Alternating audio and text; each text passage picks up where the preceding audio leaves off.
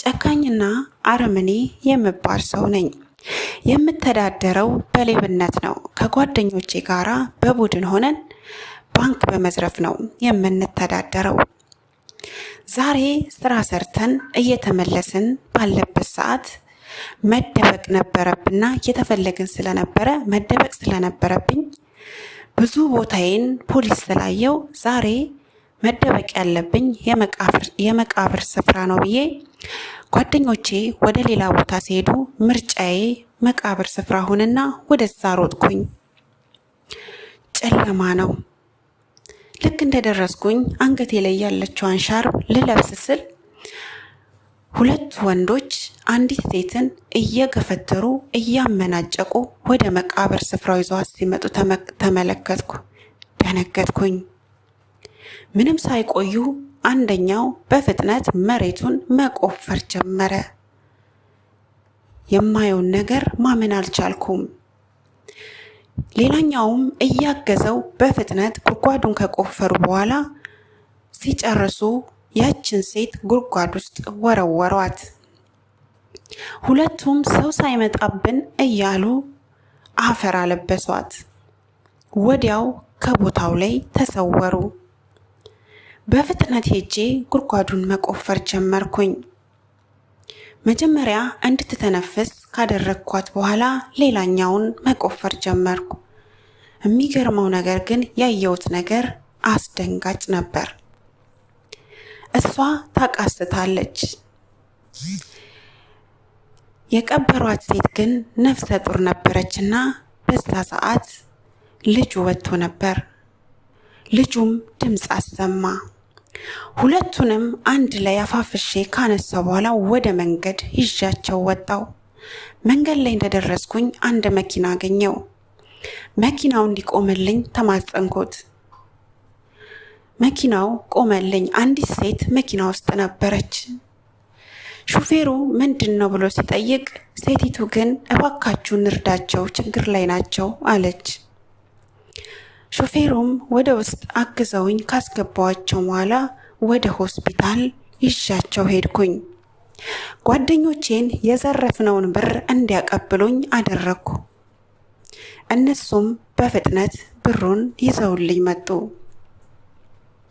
እሷንም አሳከምኳት። ልጁንም ሕክምና በደንብ ያስፈልጋቸው ነበረና ሁለቱንም የሚያስፈልጋቸውን ነገር ሁሉ አደረግኩኝ።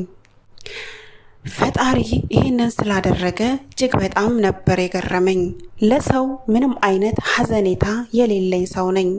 ርህራሄ የሚባልም አላውቅም። ሰውን ረድቼም አላውቅም፣ ሰውን ጎድቼ እንጂ።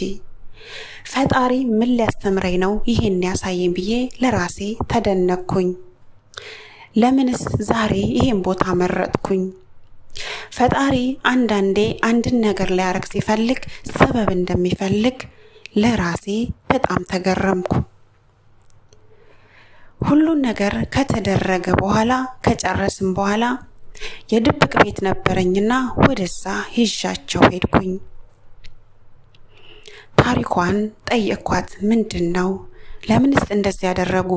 ምንድናቸው እነሱስ አልኳት። ከተረጋጋችና እቤት ከገባች በኋላ በጣም ተገረመች። እሷ ለቅሶ ጀመረች። እንዴት እንደዚህ ሊፈጠር ቻለ? እንዴት ልታድነኝ ቻልክ? ማንም ያድነኛል ብዬ አላሰብኩም ነበር። ልክ አፈሩን ሲጭኑብኝ ግን ጸሎት ጀመርኩኝ።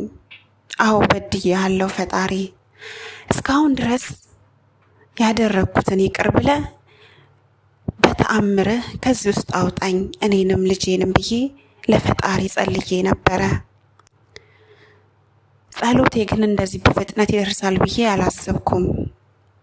አለቀሰች፣ እኔንም አስለቀሰችኝ። እንዴት ነው? ለምንድን ነው እንደዚህ ያደረጉት ብዬ ጠየኳት። ወንድሞቼ ናቸው አለችኝ። የዚህን ጊዜ በጣም ተገረምኩ። ሁለቱም ወንድሞቼ ናቸው። አንድ ጓደኛ ነበረኝ፣ የምገናኘው በድብቅ ነበረ። እነሱ እንደዚህ እንዲሆን አልፈለጉም። በድብቅ እየተገናኘን ግን ሳልፈልግ ሳይሆን ይሄ ልጅ ተፈጠረ። ይህን ነገር ሲያውቁ ከቤት ጠፍቼ አክስቴ ቤት መኖር ጀመርኩኝ። እነሱም ብዙም አልፈለጉኝ ነበር። የሆነ ቀን ግን 9 ወሬ እንደሞላ አክስቴ ቤት ድንገት አንድ ወንድሜ መጣ። በፍጥነት ሄዶ ለሌላኛው ወንድሜ ነግሮ ካለውበት እየጎተቱ መጥተው እዚህ መቃብር ስፍራ አምጥተው ቀበሩኝ። ይሄ ነው ታሪኩ አለችኝ። በጣም አዘንኩኝ። እንዴትስ እኔ እንዳድናት ፈጣሪ ፈለገ? በምንስ ሊያስተምረኝ ነው ብዬ ራሴን ጠየቅኩኝ። ትንሽ ጊዜ አብረን ከቆየን በኋላ ልጇንም ከተላመድኩኝ በኋላ እሷን አግብቼ ፈጣሪዬን ይቅር እንዲለኝ እንድለምነው ለራሴ ቃል ገባው። ከዚህ በኋላ ፈጣሪን ላላሳዝነው ያስተማረኝ ትምህርት ለኔ በጣም ከበቂ በላይ በቂ እንደሆነ ተሰማኝ። ለራሴ ቃል ገባው።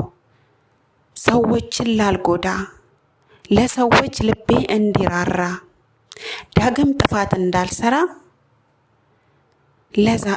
ለራሴ ቃል ገባው። ፈጣሪ ከወደቅኩበት እኔንም አንስቶኛል። እሷን ብቻ ሳይሆን ካለሁበት አስቀያሚ ህይወት አውጥቶኛል። ዛሬ ባልወልደውም የልጅ አባት አድርጎኛል። አሁን ላይ አግብቻት በደስታ እየኖርን ነው።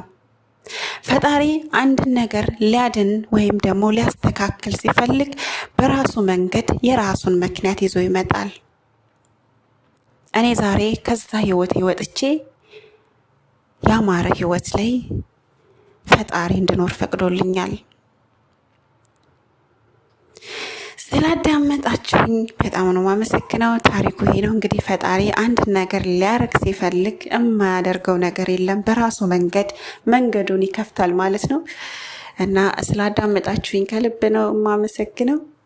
ላይክ፣ ኮሜንት፣ ሼር ከተመቻችሁ ሼር እያደረጋችሁ እንድታበረታቱኝ አመሰግናለሁ። ክበሩልኝ። በሌላ ቪዲዮ እስከምንገናኝ ቸር ሰንብቱ።